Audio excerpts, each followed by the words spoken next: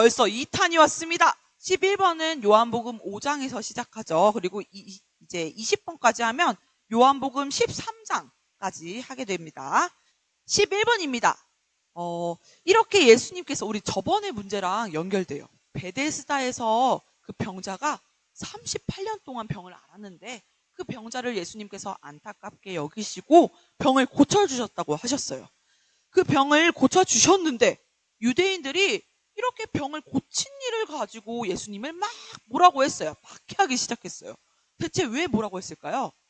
왜냐하면 예수님께서 그 병자를 고치신 일이 바로 안식일에 있었던 일이었기 때문이에요.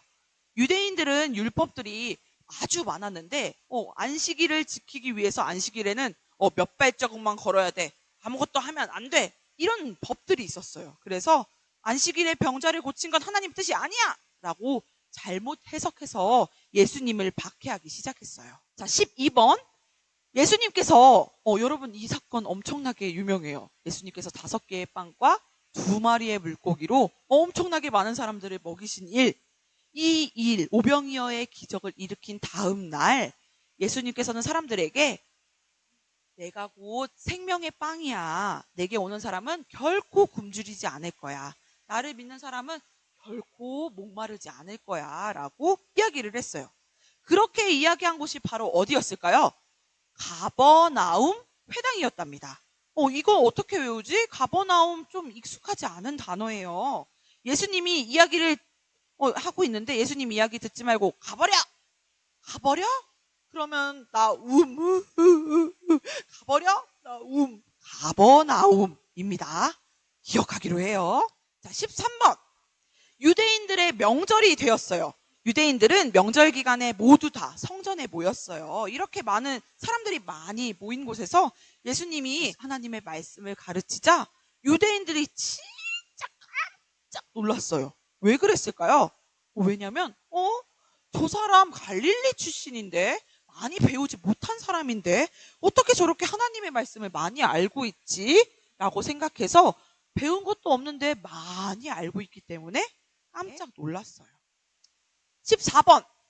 그때 사람들이 이미 예수님께서 안식일에 병자를 고치신 일을 가지고 예수님을 박해하고 수군수군 대는 사람들이 있었어요. 그들은 예수님을 죽이려고까지 했어요. 그러자 예수님께서는 그들에게 이렇게 말씀하셨어요. 사람을 판단할 때 겉모습만 보고 판단하지 마세요. 저처럼 안식일에 아무것도 하면 안 되는데 뭘 했대. 이 정도로 겉모습으로 단순하게 판단하지 마세요. 그 사람이 공의를 행한 건지 정확한 공정한 기준으로 판단을 하세요. 라고 이야기를 했어요. 그렇기 때문에 정답은 공의자입니다. 15번입니다. 무리들이 죄를 지은 여인을 데리고 와서는 가운데 세워놓고 율법대로라면 이 여인을 돌로 쳐 죽여야 하는데 어떻게 하면 될까요? 라고 예수님께 시험을 해요. 예수님은 이때 만약에 여인을 죽이라고 하면은 뭔가 약간 예수님 무서운 사람이야 이렇게 되고, 또 예수님 여인을 그렇게 돌로 치면 안 돼 라고 하면은 율법에는 이렇게 써 있는데요. 왜 율법에는 이렇게 써 있는데 율법을 안 지키시죠? 이렇게 나오는 거야. 그렇기 때문에 예수님을 시험하는 건데, 그때 예수님께서 사람들에게 이렇게 말씀하셨어요. 너희 중에 죄 없는 자가 돌로 치라. 엄청나게 지혜롭게 얘기하셨죠. 그래서 사람들이 다 떠나갔어요. 자, 너희 중에 죄 없는 자가 돌로 치라. 이것이 정답입니다. 16번. 예수님께서는 자신이 선한 목자라고 했어요. 악한 목자는 양떼를 대충 지켜요. 그리고 이리가 오면은 양을 버리고 자기 목숨만 살리려고 막 도망가 버려. 그런데 선한 목자는 양이 그곳에 한 마리만 있을 뿐이라고 해도 그 양을 지키기 위해 뭐까지 버린다? 자기 목숨까지 버린다 라고 이야기하셨어요. 정답은 목숨입니다. 17번입니다. 예수님께서 정말 좋아하셨던 3남매가 있어요. 마르다, 마리아, 그리고 나사로. 3남매예요. 예수님께서는 이 3남매의 집을 굉장히 자주 방문을 하셨던 것 같아요. 그 나사로가 죽었을 때가 있었어요.